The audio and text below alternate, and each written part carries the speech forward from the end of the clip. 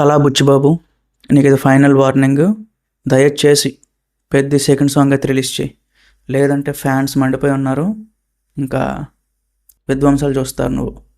ఆ సాంగ్ అయితే రిలీజ్ చేసావయ్యా బాబు. ఫ్యాన్స్ అయితే ట్విట్టర్లో తెగ అప్డేట్లు అయితే అడుగుతున్నారు, తెగ రచ్చే చేస్తున్నారు.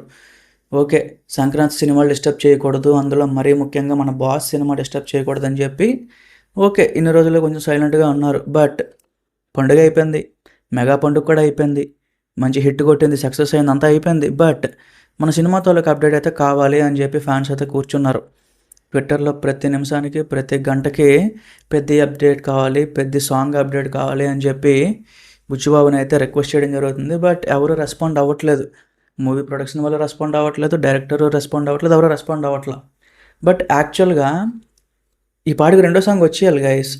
వాళ్ళు అనుకునే షెడ్యూల్ ప్రకారం ఈ January 19th ఈ లోపల సెకండ్ సాంగ్ వచ్చేయాలి. బట్ ఇంకా స్టిల్ అది లేట్ అవుతుంది. మరి ఏమైనా రిపబ్లిక్ డేకి ఏమైనా రిలీజ్ చేస్తారా? సో మరి లేకపోతే January 30 ఆ మంత్ ఎండింగ్లో ఏమైనా రిలీజ్ చేస్తారా? వెయిట్ చేసి చూడాలి. బట్ ఇంకా ఒక 1 week ఎక్స్టెండ్ చేసిన ఫ్యాన్స్ అయితే ఓపిక అసలు లేదనమాట. వాళ్ళకి చాలా కోపంతో ఉన్నారు. మేబీ మూవీ టీం వాళ్ళు కొంచెం వేగంగా స్పందిస్తే మంచిది, లేకపోతే హిస్టరీ రిపీట్ అవుతుంది. ఏ హిస్టరీ కూడా చెప్తాను. గేమ్ చేంజర్లో కూడా ఇలానే జరిగింది గైస్.